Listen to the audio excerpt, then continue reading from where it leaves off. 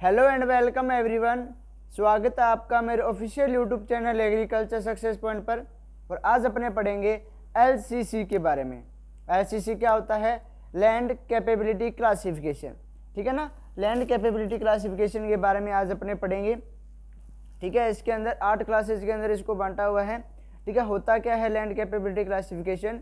इसके अंदर जो सोइल है उसके अंदर जो अपने क्रॉप वगैरह या पास्चर वगैरह करते हैं तो उसकी कैपेबिलिटी कितनी होती है, ठीक है, उसकी क्षमता कितनी होती है, उसके बेस पे इसको 8 अलग अलग क्लासेस के अंदर बांटा हुआ है।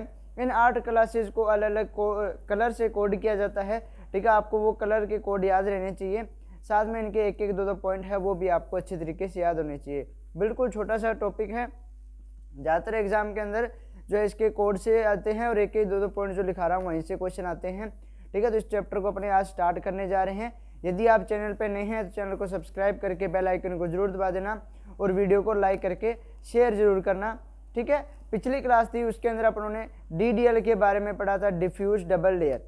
ठीक है, आई होप कि आपको वो लेक्चर अच्छे से समझ आ गया होगा। यदि किसी ने वो लेक्चर नहीं लिया है तो उसका लिंक आपको डिस्क्रिप्शन में मिल जाएगा, वहाँ से आप उस क्लास को देख सकते हैं। तो चलिए स्टार्ट करते हैं अपने LCC। ठीक है, LCC लैंड कैपेबिलिटी क्लासिफिकेशन।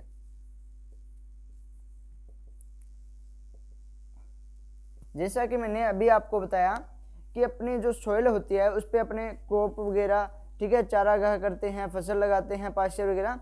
ठीक है, तो उसकी कितनी कल्टीवेशन की जो कैपेसिटी होती है, ठीक है ना, तो उसी को जो है लैंड कैपेबिलिटी क्लासिफिकेशन बोलते हैं कि उसकी कैपेसिटी के बेस पे आपने जो अलग अलग क्लास जो है वो डिवाइड कर दिए।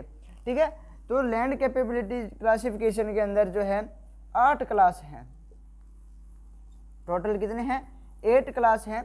इसके अंदर फिर इनको 2 पार्ट में डिवाइड किया जाता है। पहले जो 4 हैं 1 to 4, ठीक है, और 5 to 8।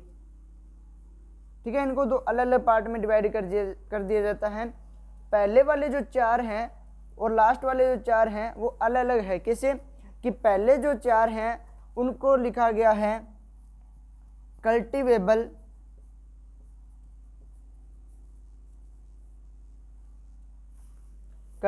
क्लास, और लास्ट वाले जो 4 हैं इनको बोला जाता है नॉन कल्टीवेबल क्लास। ठीक है, कल्टीवेबल क्लास और नॉन कल्टीवेबल क्लास। तो आपको याद रखना है 8 क्लास है टोटल। पहले 4 कल्टीवेबल क्लास है, लास्ट वाले 4 नॉन कल्टीवेबल क्लास है। तो चलिए अपने उस इंडेक्स को अच्छे तरीके से बना लेते हैं। चैनल पे नए हैं तो चैनल को जरूर सब्सक्राइब करना और वीडियो को लाइक करना। देखिए टोटल 8 क्लास हैं। ठीक है, first, second, third, fourth, fifth, sixth, seventh और 8th। ठीक है, इनके अंदर इनको याद करना बहुत इजी है।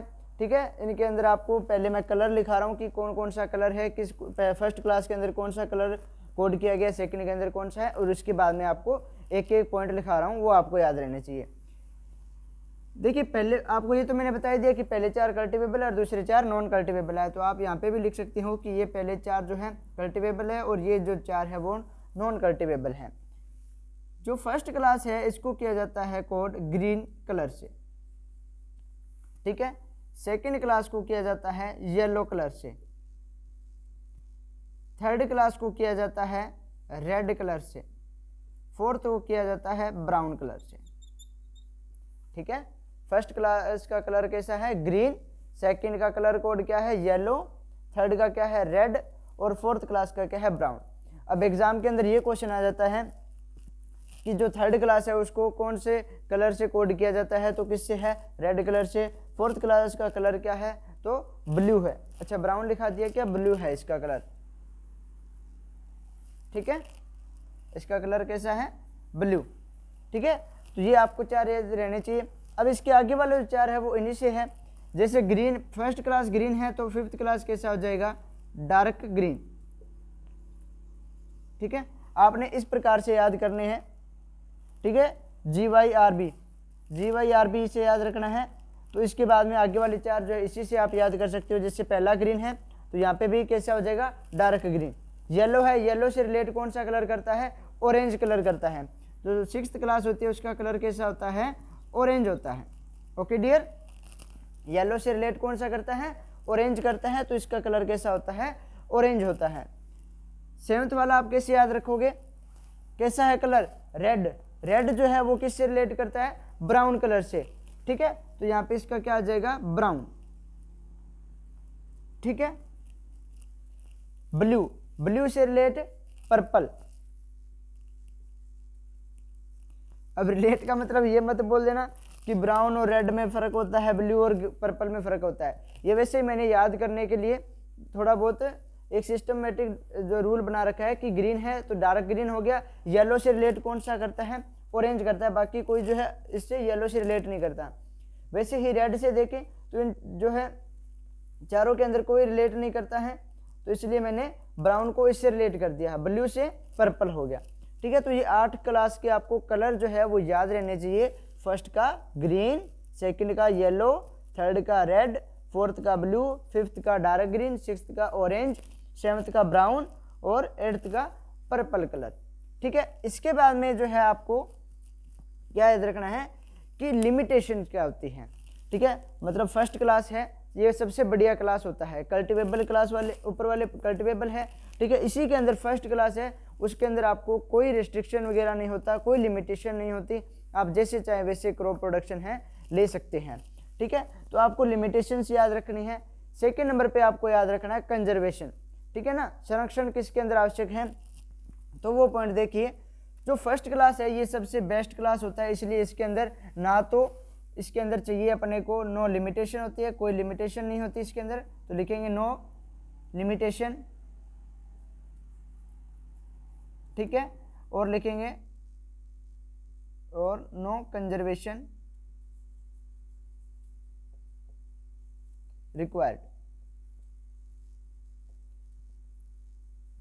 ठीक है, इसमें कोई संरक्षण की आवश्यकता नहीं होती। फर्स्ट क्लास के अंदर ग्रीन जो है वो सबसे बेस्ट क्लास होता है। तो आपसे एग्जाम के अंदर ये पूछा जाता है कि ऐसा कौन सा क्लास है जिसके अंदर जो है कोई भी लिमिटेशंस नहीं होती और जिसका कलर जो है जिसके अंदर कंजर्वेशन की भी कोई आवश्यकता नहीं होती, तो वो कौन सा क्लास है, फर्स्ट क्लास है जिसका कलर कैसा है, ग्रीन है। ठीक है, तो ये ग्रीन वाला हो जाएगा और एक लिमिटेशन वाला जो है क्वेश्चन बनता है एग्जाम के अंदर।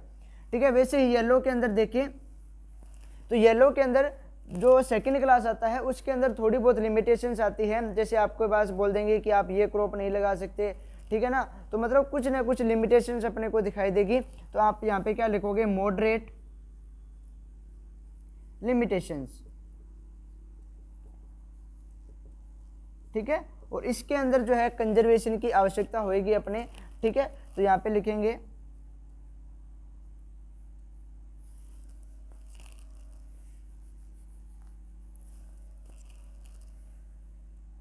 Conservation required. ठीक है, यहाँ पे सेकंड क्लास के अंदर मॉडरेट लिमिटेशंस रहेगी, कुछ एक जो है लिमिटेशंस रहती है और कंजर्वेशन की इसके अंदर रिक्वायरमेंट रहती है। थर्ड क्लास जो है उसके अंदर बहुत सारी जो है लिमिटेशंस होती है, तो क्या लिखेंगे, स्वेरल लिमिटेशन। ठीक है, स्वेरल लिमिटेशंस। ठीक है, अनेक जो है इसके अंदर बाधाएं आती है। ठीक है, स्वेरल लिमिटेशंस होती है और कंजर्वेशन की भी इसके अंदर आवश्यकता होती है, तो कंजर्वेशन रिक्वायर्ड। ठीक है, ब्लू है, इसके अंदर इससे भी ज़्यादा जो है लिमिटेशंस रहती है, तो अपने क्या लिख देंगे, वेरी स्वेरल लिमिटेशंस, बहुत सारी। ठीक है, अनेक जो है इसके अंदर लिमिटेशंस रहती हैं, तो अपने लिखेंगे वेरी स्वेरल लिमिटेशंस, वेरी स्वेरल लिमिटेशंस। ठीक है। इसके बाद में आपको 5th के अंदर आने से पहले आपको 2 पॉइंट और याद रखने हैं। क्या कि फर्स्ट क्लास है, इसके अंदर अपनों लिख दिया नो लिमिटेशन और कंजर्वेशन की कोई रिक्वायरमेंट नहीं होती। अब पहले तो आप ये समझिए कि क्वेश्चन क्या आता है। एक तो मैंने बता दिया कलर से, एक लिमिटेशन से आता है। जैसे कौन सा क्लास है जिसके अंदर मॉडरेट लिमिटेशन रहती है, तो येलो क्लास है यानी सेकंड क्लास है। ऐसी कौन सी क्लास है जिसके अंदर स्वेरल लिमिटेशंस होती है, बहुत सारी जो है जो बाधाएं आती है, तो वो कौन सी है, रेड जो है मानी थर्ड क्लास है। ठीक है। वेरी स्वेरल लिमिटेशन किसके अंदर होती है, तो 4th क्लास के अंदर होती है। कंजर्वेशन का पूछ लेते हैं कि किसके अंदर कंजर्वेशन की रिक्वायर होती है और किसके अंदर नहीं होती। ठीक है ना। फर्स्ट क्लास है, इसके अंदर आप अपने हिसाब से कोई भी क्रॉप उगा सकते हैं। कोई जो है आपकी चॉइस ऑफ जो क्रॉप होती है वो इसके पर कोई जो है रिड्यूस नहीं होती, कम नहीं होती, आप जो चाहें वो लगा सकते हैं। लेकिन जो सेकंड और थर्ड क्लास है, इसके अंदर आप दोनों को कंबाइंड लिखे, ब्लैक बोर्ड के अंदर जगह नहीं है। ठीक है। आप नोटबुक में बना रहे हो तो आप थोड़ा सा इसको घुमाकर लिख लेना। जैसे मान लो ये आपकी जो कॉपी है, इसको आप ऐसे नया बना के इस प्रकार से इंडेक्स बनाना ताकि आपके यहाँ पे जगह रह जाए। ठीक है ना। तो आपको इसके अंदर पॉइंट क्या लिखना है, रेड्यूस चॉइस ऑफ क्रॉप। ठीक है। मतलब आप कुछ एक फसलें जो हैं उनको छोड़कर बाकी लगा सकते हैं। मतलब अपने को चॉइस तो थी, उसको तो कुछ कम कर दिया ना। इसके अंदर तो आप जो चाहे वो लगा सकते थे, लेकिन सेकंड और थर्ड क्लास के अंदर जो है चॉइस ऑफ क्रॉप जो है वो रिड्यूस हो जाती है। आज क्या लिखा जा रहा है, ठीक है। तो रिड्यूस चॉइस ऑफ क्रॉप। ऐसे ही 4th क्लास है, इसके अंदर आप थोड़ी बहुत ही जो है क्रॉप लगा सकते हैं। जैसे मान लो इसके अंदर अपने क्या लिख सकते हैं कि लिमिटेड क्रॉप चॉइस। ठीक है। मतलब आप जैसे धान लगा सकते हैं, बाजरा लगा सकते हैं, गेहूं लगा सकते हैं। अब जरूरी नहीं है कि आप 4th क्लास में ये लगाओ। वैसे मैंने एग्जांपल दिया है कि एक तो आप मान लो 16 फसलें हैं टोटल, अपने एग्जांपल लेके चलते हैं। तो आप ए में तो फर्स्ट क्लास जो इसके अंदर 16 लगा सकते हो, सेकंड और थर्ड में मान लो आप 14 ही लगा सकते हो, लेकिन 4th क्लास जो है उसके अंदर आप जो है 3 या 4 क्रॉप ही लगा सकते हैं। ठीक है। तो इसके अंदर लिमिटेड क्रॉप चॉइस हो गया कि आप कुछ एक फसलें हैं जो लगा सकते हैं, बाकी आप नहीं लगा सकते। इन तीनों में से आप कोई चॉइस देख सकते हैं। ठीक है। तो इस पॉइंट को अच्छे तरीके से याद रखना। इसके बाद में ये जो चारों क्लास हैं, इसके अंदर आपको याद रखना है ये जो तीनों क्लासेज है इसके अंदर कोई लिमिटेशन नहीं होती, नो लिमिटेशन। अब आप बोलोगे कि सर इसके अंदर आपने भी बोल दिया कि नो लिमिटेशन, कोई लिमिटेशन नहीं है, और इन तीनों में जो लिमिटेशन नहीं है तो हमें कैसे पता लगेगा एग्जाम के अंदर कि कौन सा है। तो देखिए पहले वाली जो चारों क्लासेज है इसके अंदर मैंने आपको क्या लिखा है, कल्टीवेबल क्लास। मतलब इसके अंदर आप फसल वगैरह लगा सकते हैं। इसको नॉन कल्टीवेबल लिखा है, मतलब यहाँ पर आप क्या है चारा वगैरह ही लगा सकते हैं, आप क्रॉप जो है वो नहीं लगा सकते। ठीक है। तो इसलिए इसके अंदर कोई लिमिटेशन नहीं होती, क्योंकि यहाँ पर तो सिर्फ आप चारा की जो फसल है उसी को लगा सकते हैं। मतलब यूज्ड फॉर पास्चर, ये सिर्फ चारे के लिए यूज होती है। ठीक है। इसलिए इस पर कोई लिमिटेशंस नहीं होती है। ठीक है। तो याद रखना नो लिमिटेशन है, लेकिन किसके लिए यूज है, पास्चर के लिए यूज है, चारा वगैरह के लिए यूज होती है। अब लास्ट वाली जो क्लास है 8th क्लास, ठीक है, पर्पल कोड वाली, ये जो है एस्थेटिक पर्पज के लिए यूज होती है। ठीक है। तो ये भी आपको याद रखना है, यूज्ड फॉर एस्थेटिक पर्पज।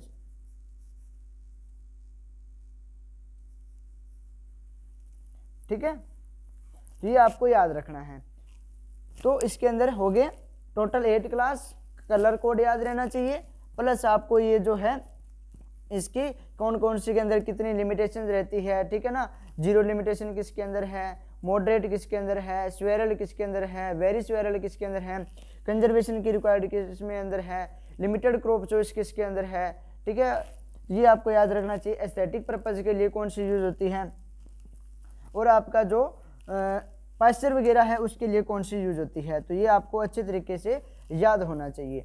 ठीक है। ये अपना छोटा सा लेक्चर था जिसके अंदर अपनों ने 8 क्लास के बारे में अच्छे तरीके से पढ़ना था। इनके कलर वगैरह क्या है, क्योंकि कलर से एग्जाम के अंदर बहुत क्वेश्चन आते हैं। और थ्योरी वाले के लिए तो भाई इंपॉर्टेंट ये भी है, क्योंकि थ्योरी क्लास के अंदर भी एक एक नंबर के क्वेश्चन आते हैं, वो यहाँ से बनते हैं। ठीक है, तो आई होप कि आपको लेक्चर अच्छे से समझ आ गया होगा। यदि आप चैनल पर नए हैं तो चैनल को सब्सक्राइब जरूर करना।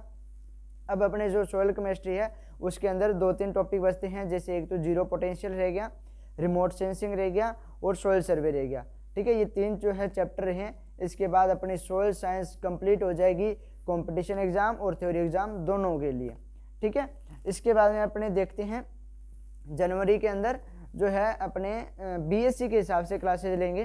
ठीक है, बीएससी के अंदर जो कोर्स कोड होता है उसके हिसाब से, जैसे एग्रोन का होता है एग्रोन 112, एग्रोन 321, तो इस टाइप से जो है सॉइल साइंस की भी लेंगे, SSAC 121। ठीक है, तो वो क्लासेज जो है मेरा अभी प्री प्लान बनाया मैंने अभी। ठीक है, अपने देखेंगे बाकी कि इसके बाद अपने क्या स्टार्ट करें। ठीक है, तो ये जो है अपना टाइम टेबल रहेगा। और आप चैनल पे नए हैं तो चैनल को ज़रूर सब्सक्राइब करना। Thank you.